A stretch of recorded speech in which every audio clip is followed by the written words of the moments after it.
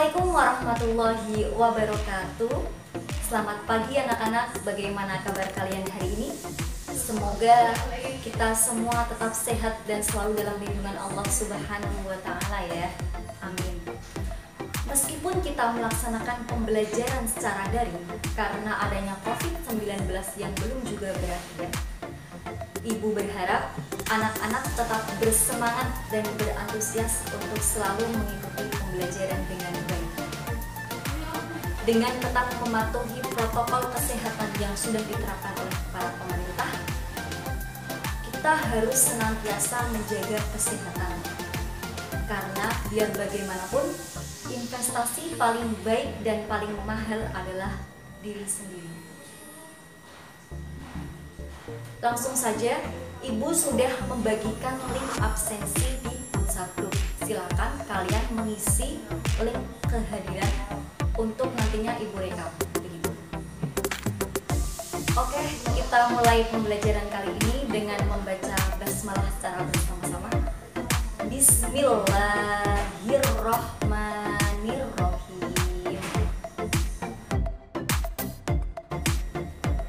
Oke, langsung saja kita mulai pembelajarannya dengan pertanyaan. Apakah kalian pernah merasa ada yang kurang ketika melaksanakan sholat? Lalu apa yang kalian lakukan? Nah, kali ini untuk menjawab pertanyaan tersebut, kita akan mempelajari mengenai sujud sahwi. Langsung saja, Ibu akan menampilkan sebuah video terkait dengan materi sujud sahwi. Baik anak-anak, sebelumnya tadi Ibu sudah membagi kalian menjadi beberapa kelompok belajar untuk nantinya dapat mengerjakan tugas secara kelompok. Langsung saja kita mulai. Yang pertama, tujuan pembelajaran. Setelah mempelajari materi mengenai sujud sahwi, diharapkan peserta didik mampu memahami dengan benar pengertian dari sujud sahwi, hukum melaksanakan sujud sahwi beserta bacaannya, kemudian sebab-sebab disunahkannya melakukan sujud sahwi, dan yang terakhir adalah dapat mempraktekkan bagaimana cara melaksanakan sujud sahwi dalam kehidupan sehari-hari. Yang pertama adalah pengertian sujud sahwi. Secara bahasa, kata sahwi berasal dari kata saha yasmu sahwan yang artinya lupa atau lalai. Sedangkan menurut istilah, sujud sahwi adalah sujud dua kali yang dilakukan seseorang ketika meninggalkan sunnah abad, mengurangi atau melebihkan rakaat dalam sholat, serta juga lupa tentang jumlah rakaat dalam sholat. Lalu, apa sih hukumnya melaksanakan sujud sahwi itu dan kira-kira bagaimana bacaannya? Hukum melaksanakan sujud sahwi. Melaksanakan sujud sahwi hukumnya adalah sunnah. Jadi, sholat seseorang tidak dikatakan batal apabila tidak melaksanakan sujud sahwi. Namun beda lagi konteksnya ketika kita melaksanakan sholat secara berjamaah.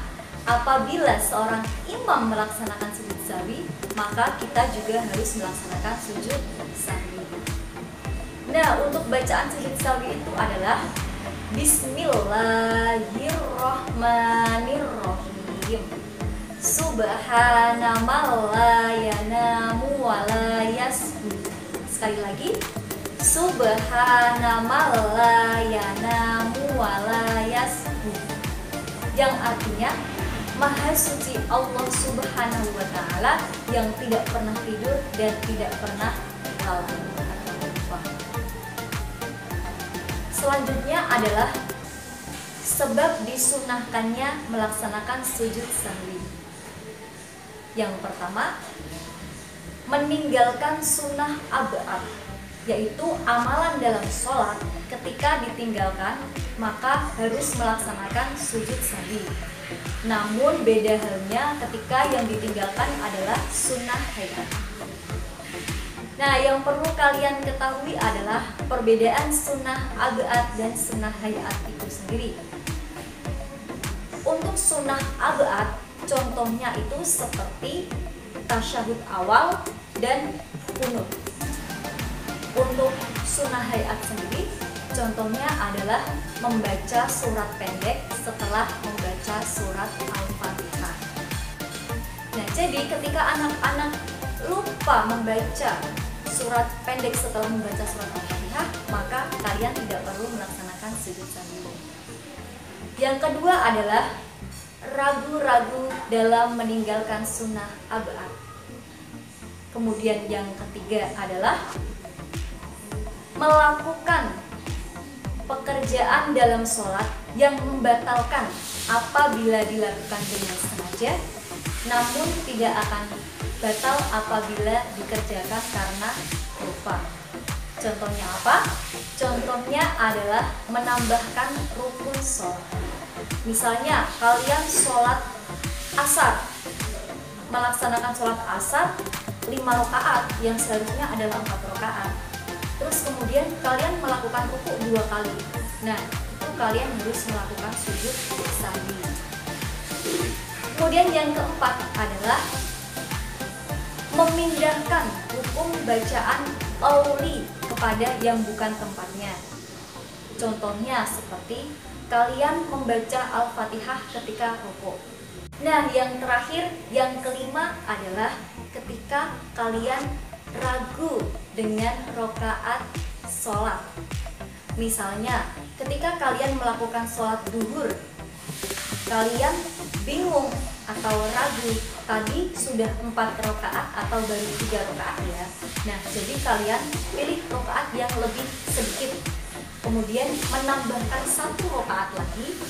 Setelah itu baru melaksanakan sujud sahwi. Nah, setelah kita mempelajari tentang pengertian sujud sahwi, hukum melaksanakan sujud sahwi, bacaan dalam sujud sahwi, serta sebab-sebab disunnahkannya melaksanakan sujud sahwi, pasti akan timbul pertanyaan, bagaimana sih kira-kira cara melakukan sujud sahwi itu sendiri? Nah, langsung saja kita lanjut ke slide berikutnya. Tata cara melaksanakan sujud sahwi. Cara melaksanakan sujud sahwi sama halnya ketika melaksanakan sujud pada sholat biasanya. Hanya saja yang membedakan adalah bacaan dalam sujudnya. Kemudian sujud sahwi dilakukan 2 kali yang dipisahkan dengan duduk di antara 2 sujud. Yang ketiga, disyariatkannya selalu membaca takbiratul ihram ketika turun maupun bangkit dari sujud sahwi. Dan yang terakhir adalah sujud sahwi dapat dilakukan sebelum maupun sesudah salam, tergantung konteks kesalahannya atau kelupaannya dalam mengerjakan sholat. Namun terlepas dari itu semua, para ulama sepakat bahwa hukum melaksanakan sujud sahwi sebelum maupun sesudah salam adalah sebuah anjuran. Artinya apa? Baik melaksanakan sujud sahwi sebelum salam maupun sesudah salam adalah hal yang tidak membatalkan, alias sah-sah saja. Baik anak-anak, mungkin cukup itu materi pembelajaran kita tentang sujud sahwi. Ibu berpesan kepada anak-anak semua untuk tetap rajin melaksanakan sholat 5 waktu. Jangan malas-malasan. Dan apabila kalian merasa ada yang kurang ketika melaksanakan sholat, seperti rukun dalam sholat, rakaat dalam sholat, maka kalian jangan panik. Jangan langsung membatalkan sholat kalian dan mengulangi sholatnya kembali. Namun kalian hanya perlu melaksanakan sujud sahwi. Tapi ingat, jangan terus-terusan melaksanakan sujud sahwi. Oke, untuk tugas rumahnya nanti silakan dikerjakan dengan kelompok belajarnya masing-masing yang sudah ibu bagi tadi di WhatsApp group. Untuk materi selanjutnya, silahkan kalian pelajari buku paket kalian halaman 50 untuk materi lanjutannya. Baik, kurang lebihnya mohon maaf. Fal aqmu minkum wallahul muwaffiq ila aqwamit thoriq. Wassalamualaikum warahmatullahi wabarakatuh.